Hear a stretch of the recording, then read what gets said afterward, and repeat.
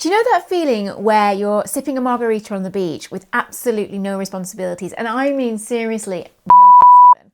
And then suddenly you're staring down at your inbox like it's personally wronged you, wondering where it's all gone wrong. When everything feels so damn hard, but nothing has changed apart from your location. Well, here's the thing that I realized was that whenever I got back home, I just felt like my brain had basically slammed on the brakes. Just couldn't figure out how to make my brain go from laid back paradise to productivity mode within a day. But then I learned that there are ways to make this whole transition a whole lot easier, so you no longer get that holiday blues. So let's have a chat about what's happening in your head so you don't hate life as much when you come back from vacay. Look, this isn't about me throwing some random tips at you hoping that they'll stick. This is an actual toolkit for getting back to that CEO that I know you are, without wanting to crawl under your desk and completely hide, because I've been there. Because if we're honest, the bridge from vacation mode back to work mode can be so difficult. It feels like you're walking on a tightrope over a pit of complete overwhelming anxiety, and I am not about to let you fall into that mess alone. So if you're tired of feeling like you need a vacation from the vacation, then you're in the right hands. We're going to talk about the science behind the post-vacational blues, because it is not all down to you. And then we're going to talk about the dopamine crash that literally drains your motivation as soon as you get off that plane. Then I'm going to give you my 4-step method. This includes the 3R model and the 15-minute momentum rule to refocus and rebuild your momentum without burning out. Then we're going to talk about connecting your work back to your why and how using the outcome anchored method can make any boring task feel a little bit more meaningful again. Finally, I'm going to give you practical steps that you can adapt to your real life to any situation, be that demanding clients, feeling overwhelmed, or if you just generally feel like you're really behind. Hey beautiful souls, I'm Jerry and I've been doing this thing called self-employment for 25 years. And I have seen it all, and somehow I have survived and flourished with dual masters in positive psychology and coaching as well as advanced psychology. So yes, I am here to give you all the good stuff, how to actually practically move yourself forward to grow and to thrive in this wild west of self-employment. We've all been there, that amazing vacation high, but have you felt a couple of days before you're coming back that dread? Yeah, that idea that you don't want to come back to your real reality. And then the guilt that comes afterwards, the guilt of feeling that you don't want to come back to your work when we both know that you're super hardworking and you actually love what you do. So what's happening? Why is no one talking about the crash that comes after your vacation? So let me walk you through exactly what's happening to your brain and why it feels so damn hard to come back from that vacay. We all need a well-deserved break, but for someone who is self-employed, such as myself, I used to dread coming back because I felt like I was coming back to what was the grind, the never-ending treadmill of finding work, self-management, time management, the endless to-do list. And let's be honest, there was always a simmering of the underlying feeling of being anxious and overwhelmed. This was due to the many hats that you have to wear as someone who is freelance or self-employed or running their own business. In fact, that responsibility of having to be that adult made me want to miss that flight completely. I mean, have you had those feelings? It felt like the treadmill had stopped while I was away. I knew that getting that back up and running was going to be really hard work. It was going to be physically and mentally draining. I have clients who don't go away because of that exact reason. And trust me when I say they are generally running on empty, because taking breaks actually alleviates burnout by 81%. So why does it feel so brutal coming back? Here's the thing, having a break is incredible for your well-being. It supports those dopamine highs, it can help you generate new ideas, it can even give you a burst of motivation if you come back with the right mindset and strategies in place. But coming back, well, that can actually cause your dopamine to dip. And this is what triggers the post-vacation blues. You know that feeling, the lack of motivation, anxiety, fatigue, even stress. You see, when you come back, your brain's basically not firing on all cylinders. It actually needs to recalibrate and readjust to its new environment and your new schedule. And until it does, well, life just feels a little bit more difficult until you can get back into the swing of things. I mean, seriously, who doesn't want to be drinking margaritas on the beach rather than answering emails? Because the truth is, transitioning from vacation self to work self is actually really hard work. And there's actual science to back up why it feels so rough. And this is called the bridge transition model. But let's go through it in 3 phases. So step 1, you know that feeling when you're back and you're feeling sad and anxious and you're a bit depressed and you just can't figure out why? You have this kind of feeling of loss, like your freedom has been stripped away from you and you're back at your desk. That is a completely normal feeling. And then this leads into stage 2. And this is where you feel a little bit confused, a little bit foggy. You can't quite figure out what you're supposed to do, when you're supposed to do it. It's a bit like you've completely lost the ability to manage your schedule. They're demanding a lot of internal processing, which therefore demands a lot of energy. And your energy is actually then being drained by your brain, which then makes you feel stressed, fatigued, and anxious. And that's when you say you need a holiday to get over the holiday. But then there's stage 3. This happens after a couple of days of being back, even sometimes a week. And this is the new beginning. You get this burst of motivation, like a fresh start has begun all over again. So this is your natural brain moving through these 3-stage processes. And here's what makes those transitions just a little bit harder. So while you're on vacation, your identity is relaxation, spontaneity, leisure, chill. And then when you come back, your identity has to switch into work mode, which is then discipline, productivity, motivation, and drive. And that internal conflict and that processing of energy switch of where you were to where you have to be, that transition is emotionally draining, requires a lot of brain energy. But here's a little trick. How you see yourself when returning to work really dictates how quickly or how slowly you're going to adjust to your environment. For example, if you see yourself as the CEO of your business, you run it, it doesn't run you. And you've laid down plans and strategies to enable you to come back more comfortably. Whereas if you focus on all the things that you don't like doing and see yourself as not being fully in control of your situation, like the business runs you rather than you running the business, that can cause you to feel dis-ease and anxious when you fly home. And you see, there's another layer to this, because if you've worked up the narrative, if you've told yourself the story that coming back to work equals suffering, your brain basically starts preparing for that battle even before you've landed. Think about it this way, you're on your vacation and you're about to get on the plane, but all you can think about is your to-do list. So therefore, your mind's set on all these outputs that you have to do, which brings back a very low return of investment in your energy. And that makes you feel like the work that you're doing doesn't lead to anything good. And if you think you're not making any dents in the work that you're doing, when you get back, you'll just want to put it off, which then leads to inaction, and then you're feeling more stuck and more overwhelmed. What's happening is, because of the way you're thinking about coming back to work, your brain's going, cost of work feels massive, and the reward feels very small and freaking miles away. Your brain's going, nah, that maths does not add up.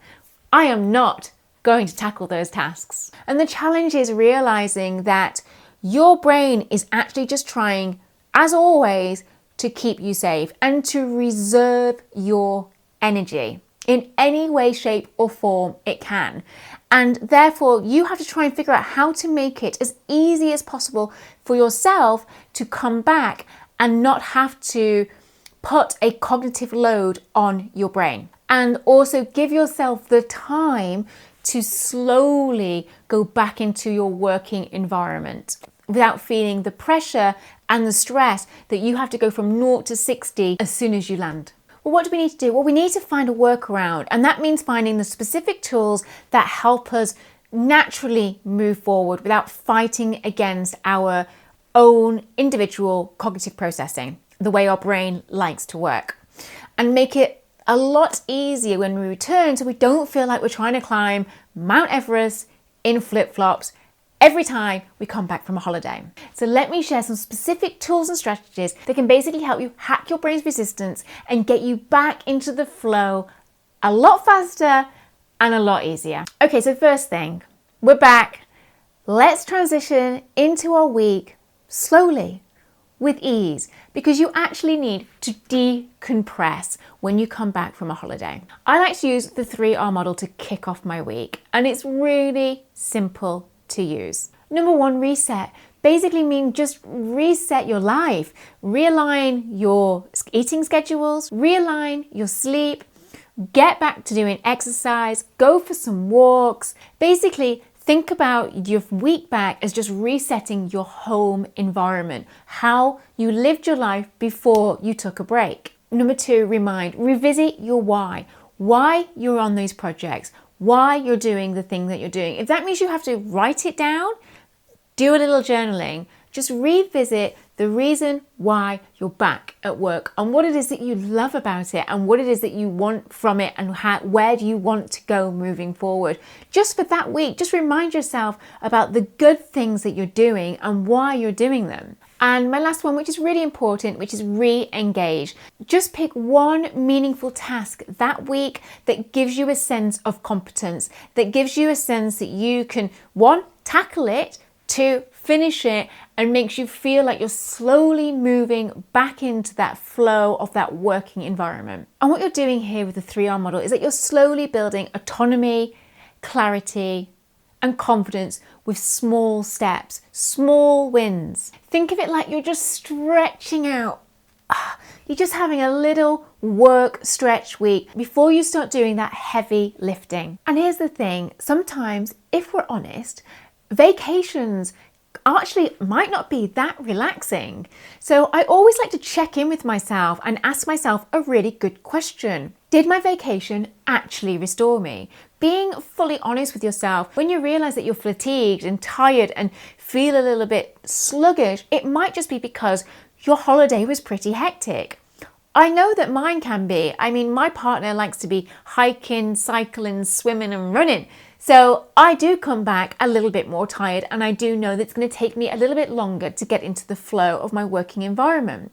And that's okay, but that actually means that when you come back, you're actually in recovery mode, because eating, drinking, sunshine and doing activities, they actually also take it out of you. So give yourself the permission and recognize, are you actually restored? Or are you in recovery mode, and do I need to ease back into it? Let's talk about step 2, which is about creating your reality bridge. This is where I slowly start building up momentum with a get back to reality ritual. Basically just kind of getting myself reset and back into my home environment and my working flow. I'll even come into my office, just kind of tinker around just so I can get myself back into that space and it's not a massive shock to my system. And basically what these kind of little routines do, they are slowly changing your brain back into your work self-identity.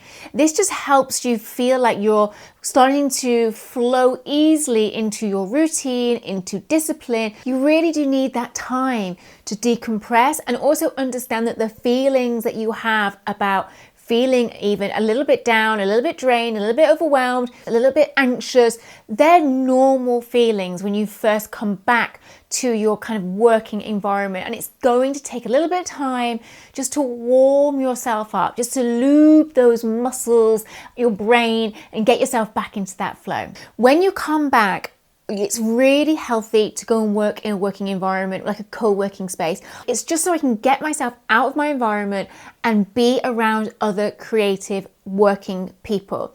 It just gives you that kind of structure and that routine and refreshes you, and the motivation of people being around you will also motivate you to get back into work. So either join a co-working space if you can, or find free co-working spaces to go to. It's really just giving yourself the best chances to get out of that post-vacation blues funk that we all can get into. Now, here is a really good tool that you can use to get your motivation moving, to get you out of that funk, and it's really easy and it's really simple to start, and it's called the 15-minute momentum rule. How you do this? Well, you set a 15-minute timer, and this is deep focus 15 minutes. This is where you put your phone down, you only concentrate on the one task. That could be tackling your emails, it could be a quick lead generation, it could be looking at projects and portfolios, it could be contacting clients. It's anything that you need deep focus for 15 minutes. And these are just short little sprints that you're going to do while you're back for the week or for a couple of days while you're back. But then you're going to take a 45-minute break. And basically all it means is that you're jump starting your brain. So it doesn't feel like it's overwhelming, and you're slowly allowing your brain to get back into those jumpstart routines. So you don't feel like you've got to start on this treadmill and go straight uphill, because that is hard work for some people. And the magic behind this is by doing the 15-minute focus, you're basically slowly rebuilding your momentum and rejuvenating your nervous system without overwhelming yourself. This maintains high productivity without sacrificing your post-vacation relaxation. Here's what I love the most: always connecting your grind to your why, because we all have to work, and working on things that you love when you're self-employed is probably one of the main reasons why I have been self-employed for so long, because I've been able to basically walk my own path, do my own thing, live life on my own terms. But I have crashed and burned so many times and had to build myself back up.